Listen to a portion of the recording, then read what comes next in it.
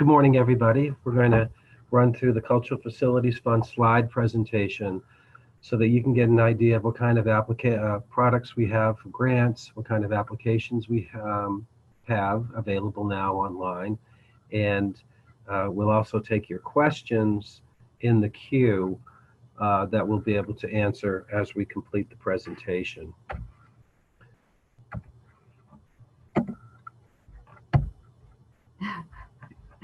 If we could just move on to the next slide. There we go. Okay. And once again, if something you cannot see or hear us, let us know and we'll try to make a technical adjustment. As many of you know, this program has been up and operating for the past 10 plus years, and it is a partnership between the Mass Cultural Council, Mass Development, and a Oversight Advisory Committee. And it's run pretty well. Mass Cultural Council takes the first half of the program with the application and the panel review process. In Mass Development, you enter into contract with Mass Development if you receive a grant, and they disperse the funds. And the advisory committee oversees the process and makes sure we're running a good process that's clear and helpful for everybody. We've been busy in the last 10 years. We've made 870 grants for a total of $110 million of planning and capital grants. And the advocacy effort started many moons ago, back in 1980, for this particular fund, and it became a reality in 2006. So we're very glad that it's here, and we're very glad that we've had the support of financial sort of organizations within the state to fund this program over the past 10 years. Within our application, I think you'll be able to see that a lot of what we look for is the planning environment as you maintain facilities, renovate facilities, and expand or build facilities. So good planning is certainly a goal of the fund, as is incentivizing additional dollars to come into the sector. And one way to do that is to have matching grants on the table. And once again, the stewardship of the facility over time is important to us, because many of us are in facilities that we were already up and running when we came on the picture, and they'll be up and running long after we're gone. So we're trying to engender good policies around stewardship. So there's 3 grants. There is capital, feasibility, and systems replacement plan, and we will go into each one of those grants in a bit of detail here. The types of things that you can fund with the grants are fairly broad in scope. We can move through assessing facilities and seeing what the best protocol for maintaining facilities are by way of a capital needs assessment. In the planning grants, you can also determine if there's a fundraising appetite for the capital campaign, so feasibility studies can be funded, as also can be business plans as they relate to a new facility, so that you can test the waters of the new operating models with an expanded facility. And then within our capital grants, you can also implement the projects through construction, renovation, maintenance, and we also allow for the funding of fixed integrated equipment, which mainly falls in the realm of sound, light, projection systems in theaters and in museums, permanent exhibit spaces and cases and things like that. And we draw the line pretty much where office equipment and smaller capital items that can walk out of the building or can be moved out of the building, we can't really fund those. So, and the eligible entities, by and large, we work with nonprofit organizations, 501c3 status, that are primarily concerned with the arts, humanities, and in the sciences. We can also work with municipalities. They have a few other gateway criteria which to meet mainly being the building 125 years or older and having historic or cultural significance, or 100 or 50,000 square feet in size. So a couple metrics to pay attention to if you're a municipal applicant. And colleges and universities are also eligible, provided that the facility has open access to the public. And so we generally have funded theaters and galleries and museums within the realm of colleges and universities.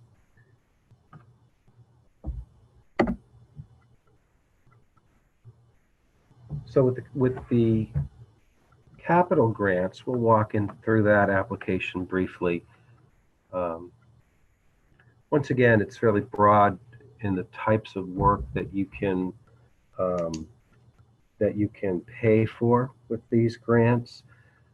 Some folks don't know, but the funds can also be used for acquiring facilities. Of course, renovation and repairs is our main staple. New construction and expansion we also can do, but it's less common. And we can also, as I mentioned, purchase major integrated equipment.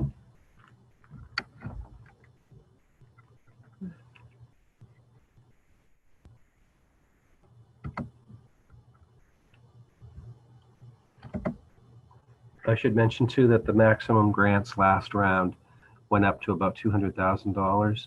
So with a one-to-one match, that would be about a $400,000 project.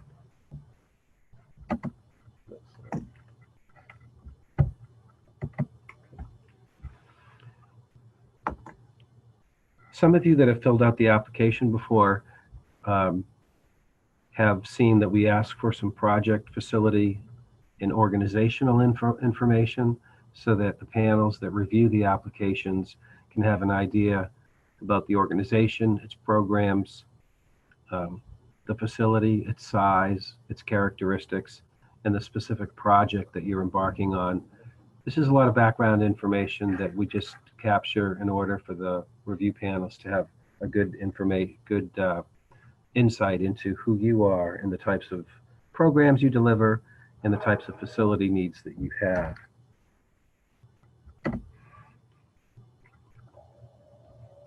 Can we go back one slide? Mm-hmm. Sorry.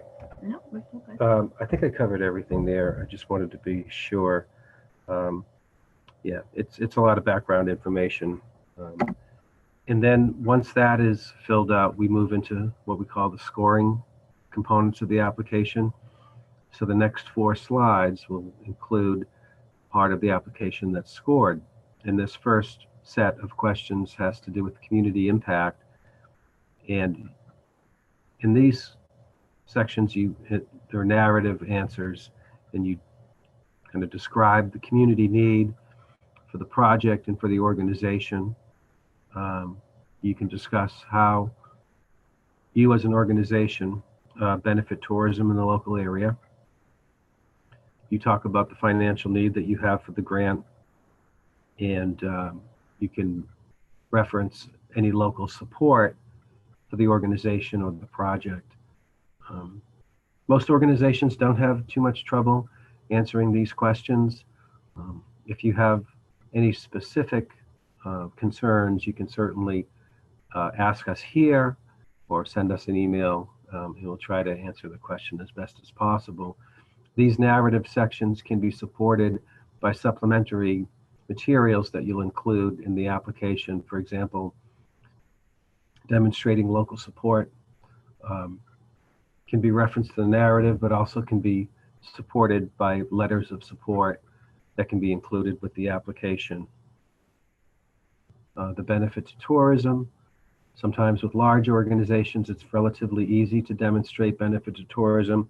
Small community-based organizations may have a bit more of a challenge in that regard, but do your best to demonstrate how programs throughout the year, open studios, master classes, any content that you deliver whereby it is somewhat unique and people or individuals would travel across regions within the state to come and participate in the program. The next section, we talk about the financial capacity, and it's generally giving us insight that you have the capacity to take on this maintenance or construction project or planning project at this time. We're basically looking for projects that can begin in about 2 years from now. So essentially by the end of 2020, the project should begin in earnest. It doesn't have to be complete, but it should have begun. This second bullet point references 18 months from when the award is made, which will be in the spring, early summer of 2019. But it's essentially about 2 years from now. We do ask that if you have any kind of capital reserve plans or structure or content within the organizational's financials in order to address ongoing maintenance, to fund depreciation. So if you are, this is a good way to demonstrate that you're paying attention to the maintenance needs of the organization and setting some kind of a financial response to the inevitable tasks of maintaining the facility. If you're building a new project or you're expanding square footage, we would like you in the financial capacity section to address how this expansion will impact the operating costs of the organization. So there's an opportunity to talk about how costs will be different in the expense category, and perhaps how revenue projections will change as well. So we do ask that you include this type of information if you're expanding square footage and or building a new facility. The next scoreable section is the planning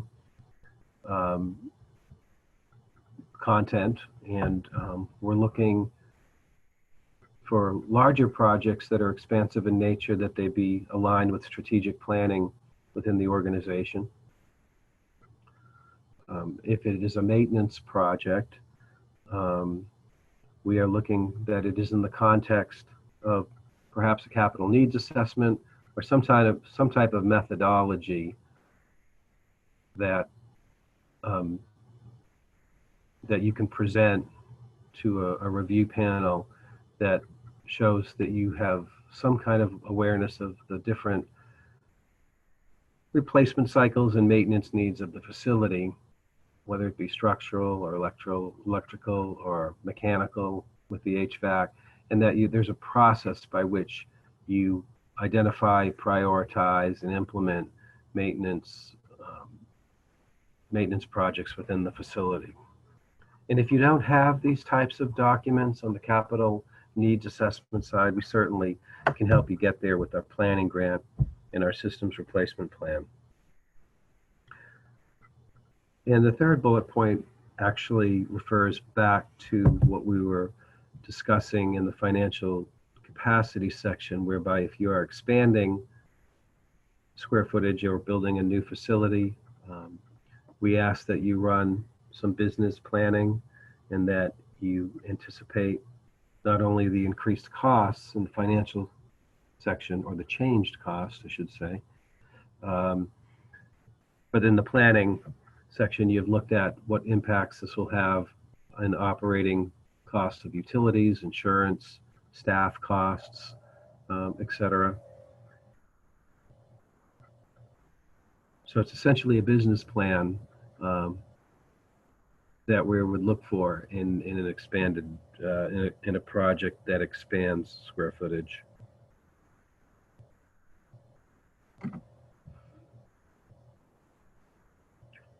Once you've talked about the community impact, financial capacity, and the project planning itself, we look at the implementation.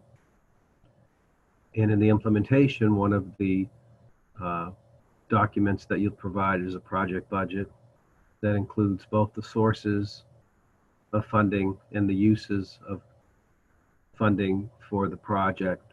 You have an opportunity within this project budget to give us be a little more granular and give us some insight into where the numbers are coming from or how secure the numbers are.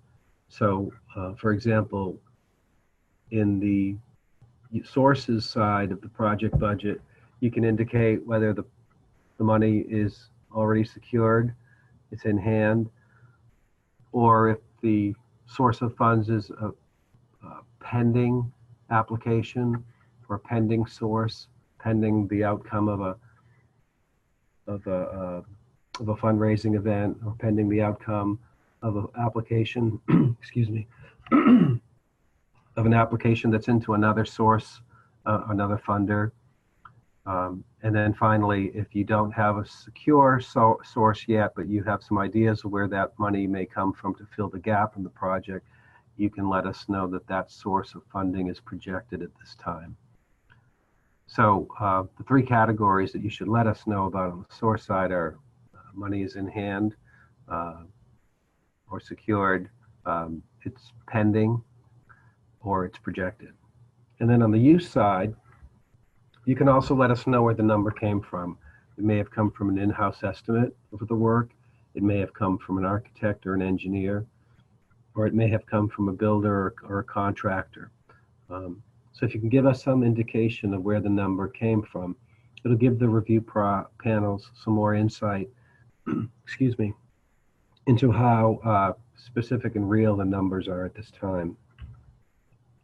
Once again, we're looking for projects that can begin by the end of 2020, and you'll provide us a timeline.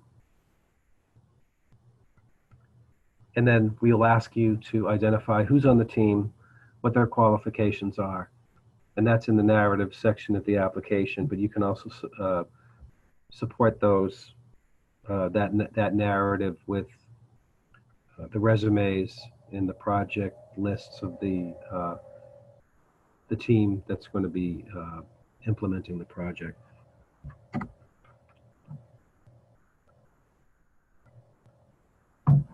So this next section isn't for everybody, but it's a specific type of project that, if it is in fact transformative in that it is a new project that is coming online in a commercial district,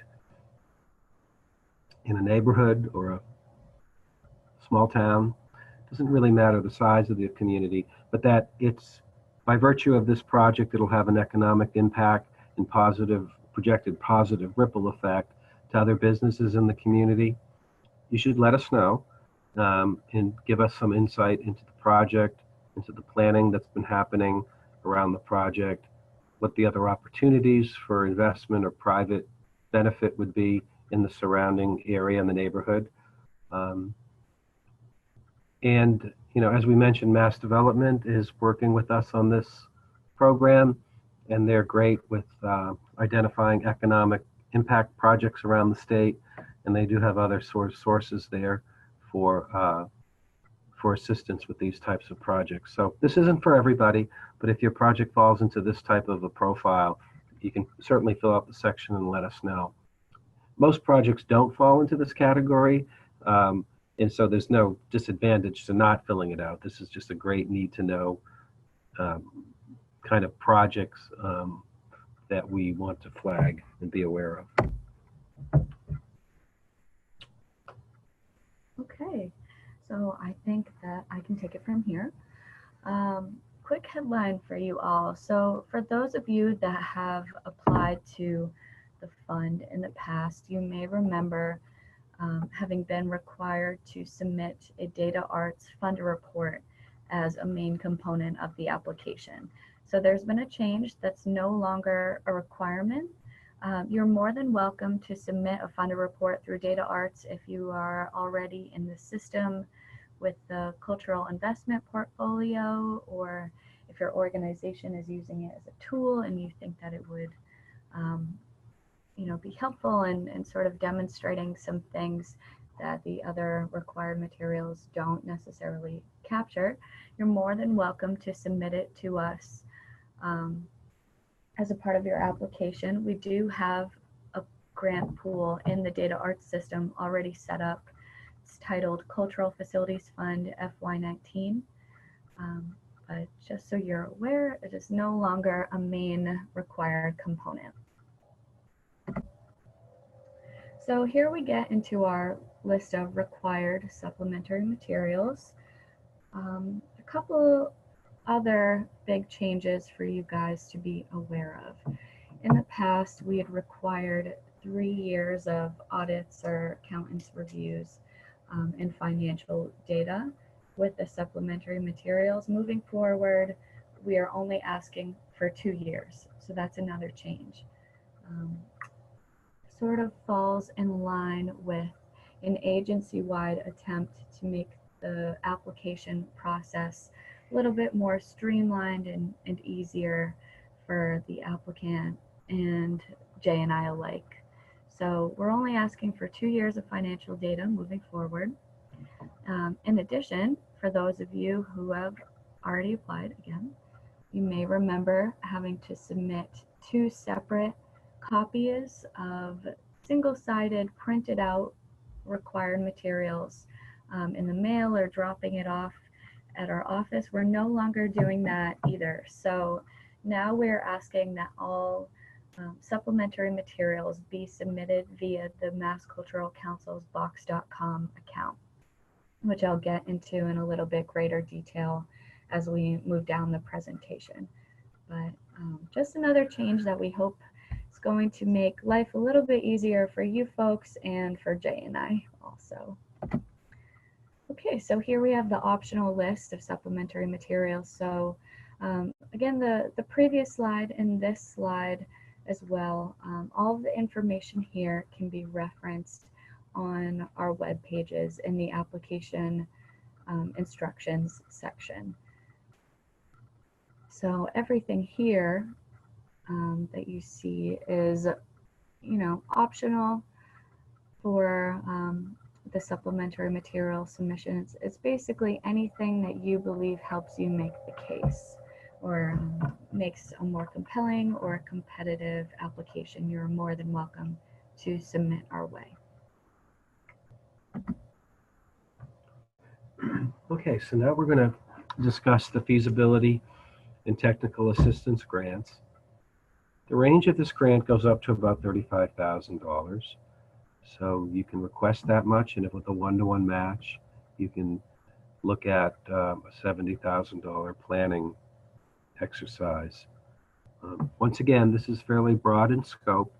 You can plan the physical sort of environment build out with architects and designers. You can look at the business model as it changes as a result of an expanded facility. And you can also look at the financial realm of determining if it is feasible to actually implement this project for the appetite for fundraising in your community. And then you can do other more specific capital assessments. They can be green building assessments. They can be accessibility assessments. So it's a very flexible grant tool that can serve whatever direction is best for you to research at this time. The application has 3 scorable sections after you fill out the baseline information about the project, the organization, and the facility. The community impact section is the same content as the capital application, whereby in the narrative you'll talk about the community need, benefit to tourism, the financial need, and the local support for the organization and or the project. Planning is a way, even though this is a planning grant, we're trying to look at the trajectory within the organization to take this and to move in this direction at this time. So there's some space for you to tell us how this project came into being within the organization, how it's been discussed, how it aligns with your strategic and facility plans, and that this is the logical next step in the overall facilities planning realm. And if in fact you are expanding significantly, we want to make sure that the planning effort does include the not only the physical build out design realm and the financial realm of the capital campaign, but that it also includes the operational analysis so that you can fully see from all perspectives if this is the right move to make at this time. The implementation is where you're going to identify who is going to help you get this information, whether it's with the physical realm, the operational business realm, or the financial realm. So identify the consultants. You can include a scope of work or services that those consultants will be conducting in order to get you the information you need.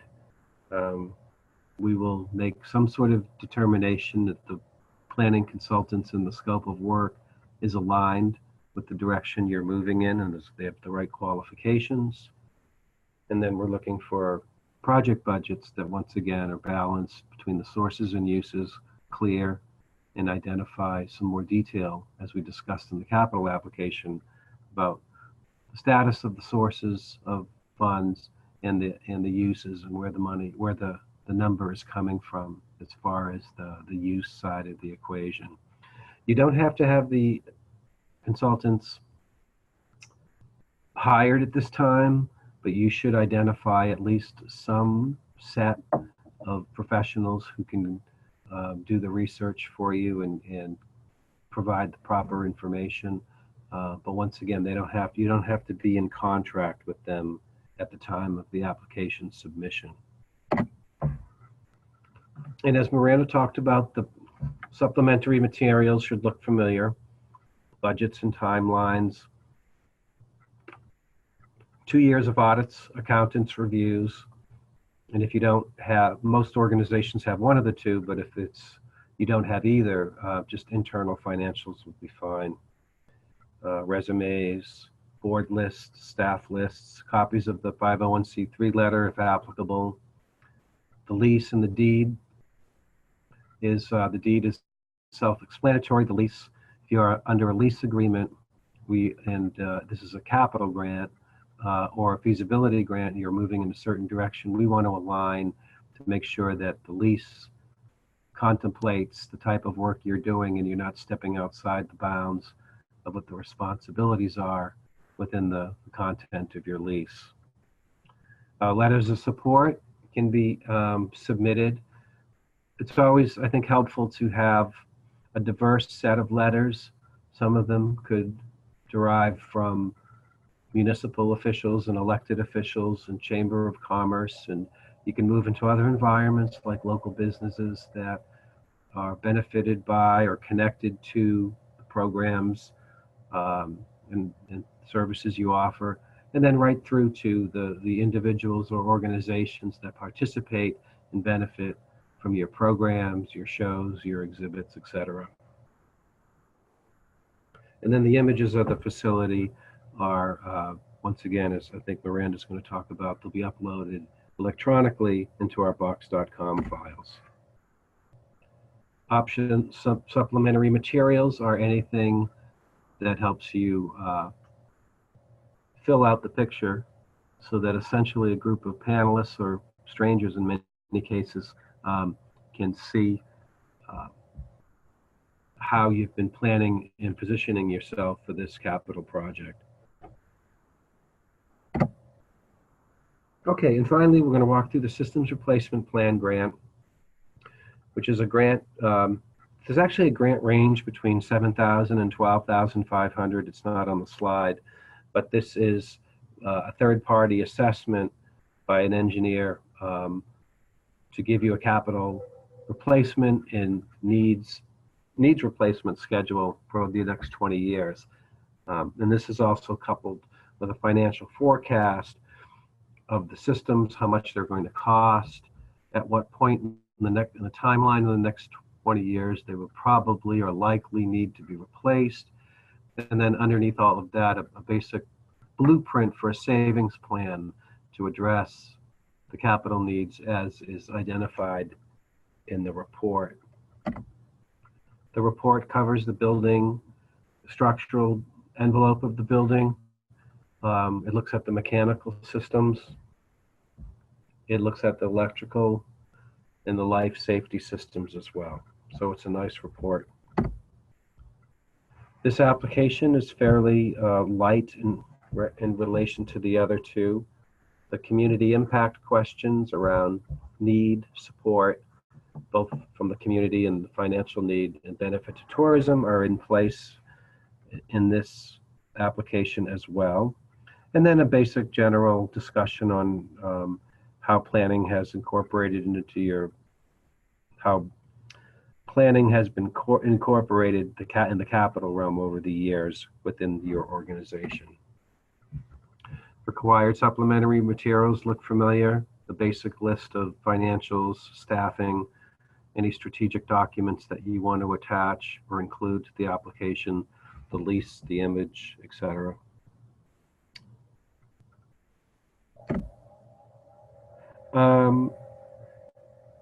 You can request the SRP, the systems replacement plan, with either the capital or the feasibility grant. So it's perfectly fine to couple those together, capital, systems replacement plan, or feasibility and technical assistance and systems replacement plan. But you cannot apply for a planning grant, which is the feasibility and technical assistance, with the capital grant. So those are the combinations that are allowed. Okay. Okay, so now we get into a little bit around our matching requirements. So as mentioned earlier, all of our grants are a one-to-one cash match. So the match must be fully raised and in hand before any of the disbursements of the grant funds can occur. So sources of the match can be public, corporate, or philanthropic. They cannot come from another state agency, cannot be drawn from organizational operating funds or debt, and also pledges do not count toward the match. Some dates and deadlines to be aware of. So first we have our intent to apply deadline, which is coming up this Friday, actually, in November 16th. The intent to apply is essentially just the first section of the online application. It's called the project overview page. Once you've completed and submitted or moved beyond the project overview tab of the online application, the system brings you into the remaining sections, into the remainder of the full online application. So that's something that some folks have been confused about. The intent to apply is really just the very first section of the online application. So you can submit your intent. We ask that people get the intent in by the 16th. It sort of just helps Jay and I gauge the volume of incoming applicants and sort of screen everybody for basic program eligibility before you get through to the full application and submit the entire thing. Because as you've seen, it's a pretty robust set of materials. So we just want to make sure that everybody coming in is eligible for the program to begin with. So the intent is due the 16th. If you don't complete it by the 16th, you're still more than welcome to apply. But again, we do ask, if possible, that you get in there by the deadline. So the final grant application deadline is Friday, January 11th. That is time-stamped at 5 p.m. So that includes the online submission as well as the supplementary materials uploaded into box.com. And then we anticipate that grant announcements will be made in next June of 2019. So returning CFF grantees are subject to another set of deadlines. For those of you that have been funded in the past and who may have an outstanding grant, we had required that the grant agreement be executed with Mass Development by yesterday, November 12th. So essentially this is in place because we're sort of just asking folks to move through the grant that you have currently, sort of wrap up that work before you come back for more. So that was a requirement, that the grant agreement be executed by yesterday, November 12th. For those of you that this applies to, and assuming that you had met that deadline. Just be aware that all final invoices need to be submitted to Mass Development for the disbursement of the outstanding grant funds by December 11th. Okay, so now we can sort of get into the three main components of the application. So as I had mentioned earlier, the intent to apply due November 16th, this Friday. It's really just the very first section of the online application.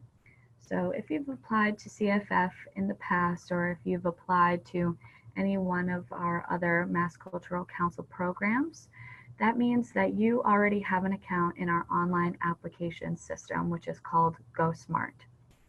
It can be accessed here at this web address above in blue. It can also be found on our web pages. So once you get there, if you already have an account, you can just log in, find Cultural Facilities Fund, and select the grant category that you wish to apply to, and begin the intent to apply. If you haven't already applied to CFF or to another agency program, that's okay. You just go to the same web address, you register in the system to create an account, and from there you can get started. So once you've submitted the very first section of the online application, so that is the intent to apply or the project overview page, it will bring you into the remainder of the full online application. So again, that is due on Friday, January 11th, 2019. You can log in and work a little bit here and there, save your work, log back out, and then return to it at any point up until the final application deadline. So you are able to save your progress and then exit the system and return to it to finish at a later date.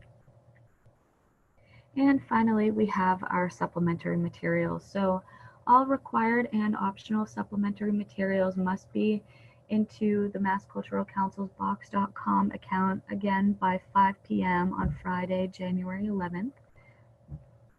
So we already do have a folder set up in the system for Cultural Facilities Fund FY19, which can be accessed at this web address here and also on our web pages. Once you get to the folder, you will see 3 subfolders already created for each grant category: capital, feasibility, and systems replacement plan. So when it comes time to upload your materials, you go to the folder, select the folder under the grant category that you are applying for, and then create another folder in that space under the name of your organization. So each material that you upload should clearly be labeled along the same lines as our lists of required and optional supplementary materials. Do your best.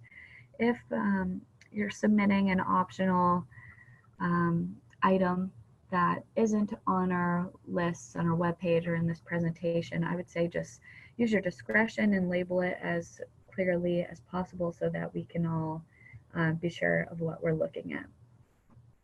So just a quick side note, for Box.com, you are required to have an account in the system. If you already have a Box.com account, that's great.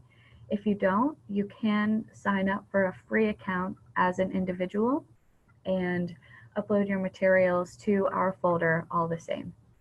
If you have any questions about that, feel free to contact me. Also, if there's anything that you really want to include with your application that for whatever reason cannot be submitted electronically, also please feel free to shoot me an email and we'll figure out a way to receive your work.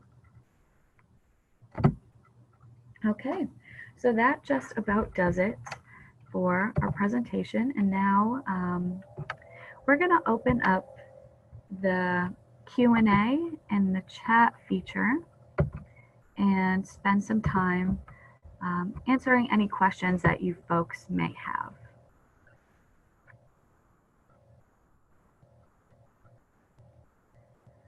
Okay, so we have a question here from Alexis that says, is the December 11th invoice submission deadline only for current grantees who wish to apply for an additional grant, or for all current grantees?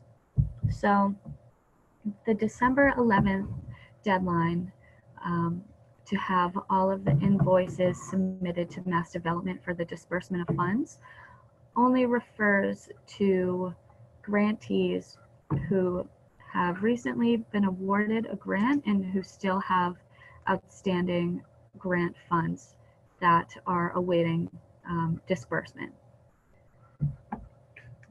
Just to put a finer point on that, that it is only for those who want to come into this round for funding.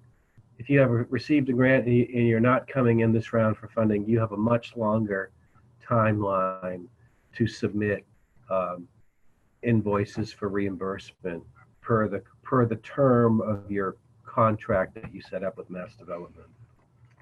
Yeah. Okay. So I have a question here. Can we go back to slide 14? Let me see if I can find that for you. So slide 14 is the transformative impact page. So I'll just leave that up on the screen for the individual that had requested it. So do you still require a hard copy of the application to your office by January 11th? No. So everything ideally will be submitted and received by Jay and I via the online application system and by box.com. If there's anything that you really want to include with your application that can't be uploaded into box.com, just shoot me an email and we'll figure out a way to work around it.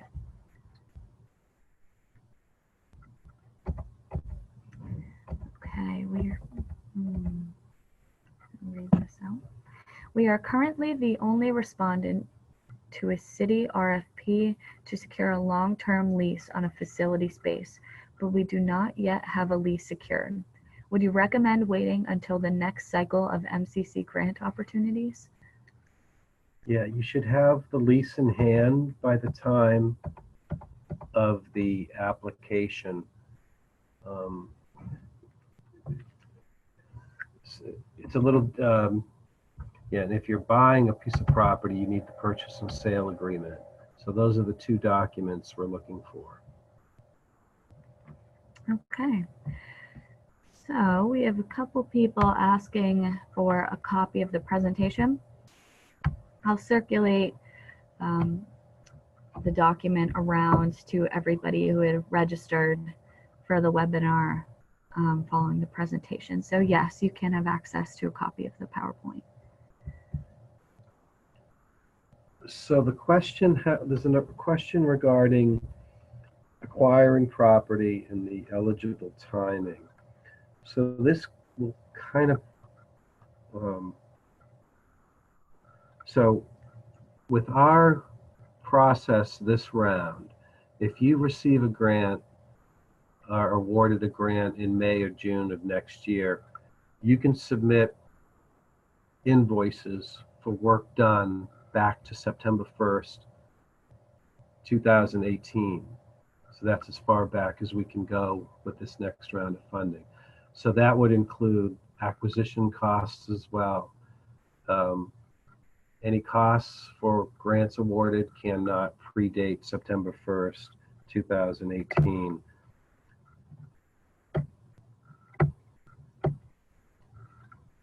Okay, we have a question here. Are you also interested in more local tourism within 50 miles? So yes, you can certainly characterize anything you consider tourism in the application. We're taking the definition from the Mass Office of Travel and Tourism for a definition on tourism, and they cite 50 miles, but you can certainly make the case in any way that suits you. Are demolition costs acceptable? Yes, they are. They are certainly eligible costs. For capital grants, will there be a look back date for invoices? So as Jay had just mentioned, that would date back to September 1st of this current year, 2018. On the transformative impact question, does it need to be a totally new construction? No, it could be a substantial rehab, but the business or the project going in there should be new. Is there a minimum amount for requests? Nope. No. We do not have a requirement surrounding the minimum amount you can ask for. Okay, so we have something here from Stephanie. We have 3 spaces. The bulk of our request is going to relate to the transformation of a new space we have acquired. We have some upgrades/repairs that are needed in another space. Is it advised that we focus our proposal on just the new space, or could the request also include the needs related to other spaces as well? So you can include a menu, if you will, of needs, whether they be in the expansive mode or in the maintaining what you already have mode. The exercise that we undertake in analyzing the work presented to us, that you are presenting to us, is do you have the capacity to take on these multiple projects at this time and move them forward in earnest, at least beginning in the next couple years. So a lot of it depends on your capacity to take on multiple projects at once and move them forward in a timely way. Okay, so we have a question here about support letters. How many letters should we be collecting? This could be a big or small part of the preparation process. So we say no more than. I think there's been a range of a half a dozen letters that feels about right. I think it's more important in some ways to have a bit of diversity in the letters coming from different sources of constituents using the facility or participating in the programs. So I would say, anywhere between a handful of 4 to 6, and then maybe I wouldn't go too much beyond that. But I think, a limit of 10 might be appropriate. Okay. If the project has already started as well as fundraising for it, but neither of the latter have been completed yet, are we still within the proper timeline to apply for the MCC grant? Yes, you can. The money doesn't have to be new, so you can have a fundraising in process. That's perfectly fine. You can have reserves that are dedicated for capital that you can use. We do hear that having a grant as a tool for incentivizing additional giving has been helpful. So on the fundraising side, it can come pretty much at any time. But on the use side, when you're paying for the project could have already started, but we're not going to reimburse any expenses after September 1st, 2018. Okay, can you tell us a bit more about the requirement for colleges to submit facility-specific programmatic financials for the last 2 years of the subject facility? So if you're a college and you have a theater or you have a museum, we're hoping that there's a separate set of financials to look at the operating costs and perhaps revenue sources of this. We have to get our head around a little bit about the business of this particular component of the college or university. For us to look at the entire financial profile of the college can give us a little help, but we would ask, we're specifically interested in this particular budget project. It's kind of the same with the municipality. For us to look at the full municipal ledger is certainly interesting, but it's not completely helpful. We'd like to know a little bit more specifics about this facility, how it runs, what its business model is, and just give us a separate set of financials for the operating of that business line. Okay, so we have a question here about whether or not more than one person can work on an application at one time. So once you've registered in the online application system called GoSmart, You're more than welcome to share your login information with other staff or colleagues or folks working on the application. I would not have it open in two separate spaces at once, so I wouldn't have one person working on it from their computer at the same time as somebody else, but you're more than welcome to share the login information across your staff. Okay, will the presentation be available for download? So in addition to a PDF of the presentation, we can happily circulate around a recording of the webinar. So just keep your eyes peeled for an email from me, and I'll send that information out to anybody who had registered ahead of time for the webinar. Okay.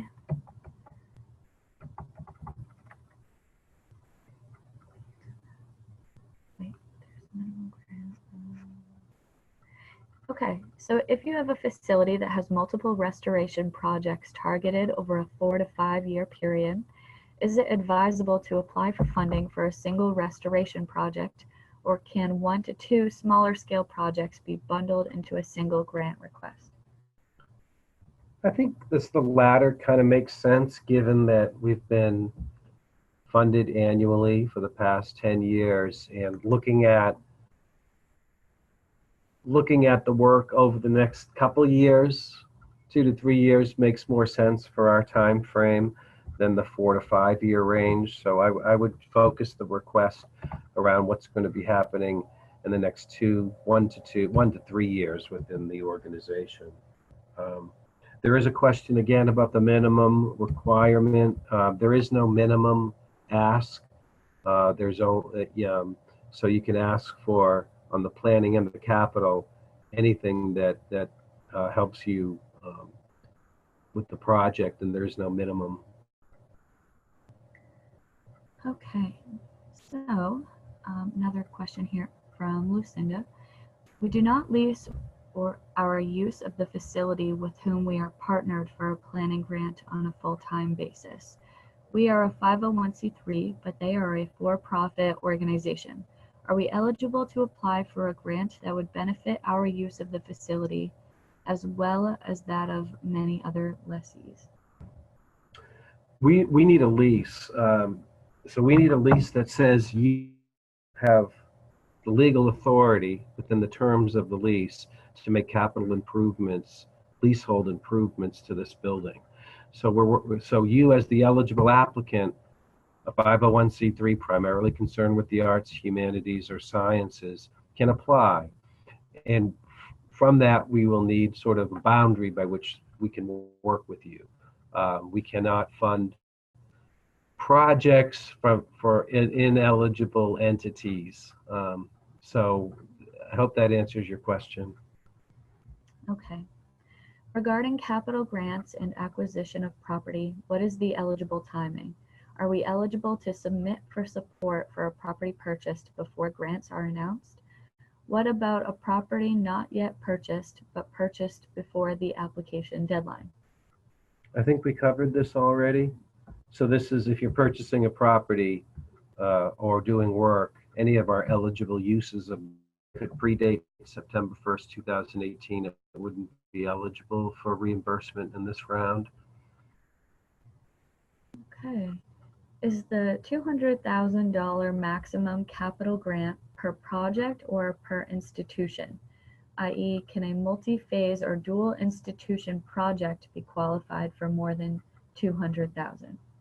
So we can only accept one application for per organization, institution, whether it be municipality, college, or nonprofit. So it's both. It's $200,000 maximum grant, probably this round. That gets fully determined or finally determined later. But we can only accept one application per institution at a time.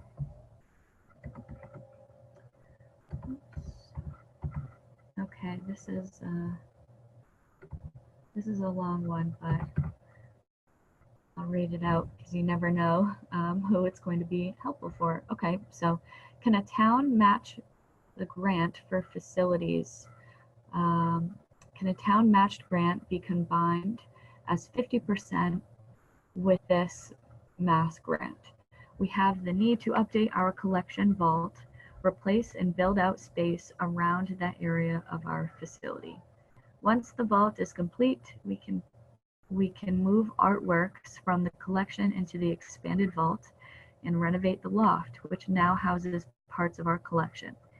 This space we need / want to convert into studio workshop space. That then impacts our bathroom facilities. Could all 3 areas be within one grant request, or better, 1 or 2 grants requests? So I think this is probably best answered by saying it can be bundled if it can be conceived of and implemented within the next, like we were talking, 1 to 3 years, and that you have the capacity to do that within that time frame. If all of a sudden you're reaching the capacity, your limit of capacity to do that, or the timing doesn't look so great, then I think you can phase the project. Okay. When you say you need resumes of the team for the FTA grant, do you mean the architect or others doing the work on the building, or do you mean the resumes of the staff of the facility, or both? Could be, so whoever's working on the feasibility, mainly the consultants.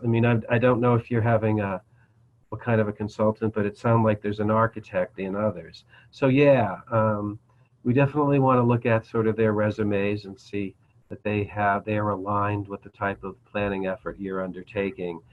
So the staff, to the degree that the staff is involved in the planning, you certainly can include any staff content as well. Okay, so is the max that we can request $200,000, or can we ask for more? In other words, should our fiscal be based on a $400,000 max? So you can ask for more. We're kind of giving you a range of what's happened in the last couple rounds. In the past 4 years, I think the grants have either been $250,000 or $200,000 max. So that's the range. Projects can be quite a bit more, and certainly are.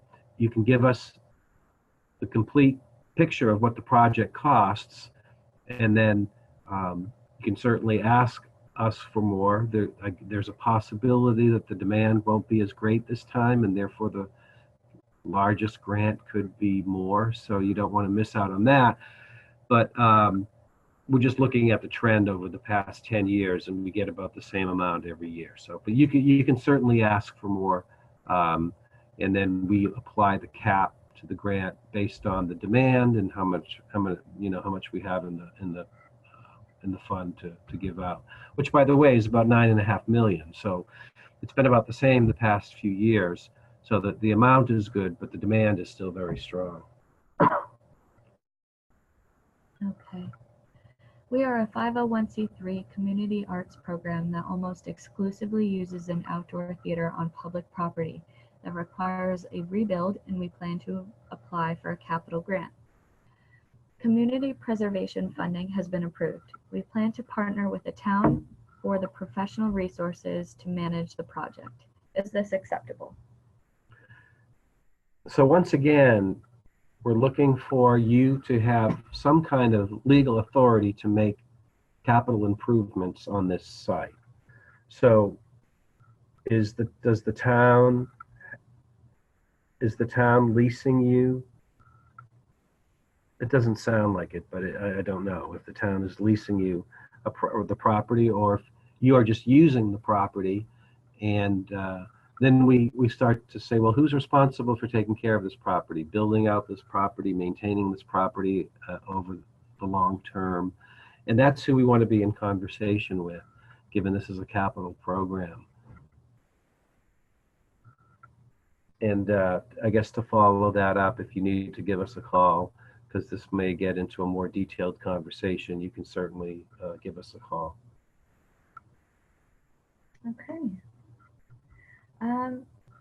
So that looks like it's just about it for questions in the Q&A in the chat box.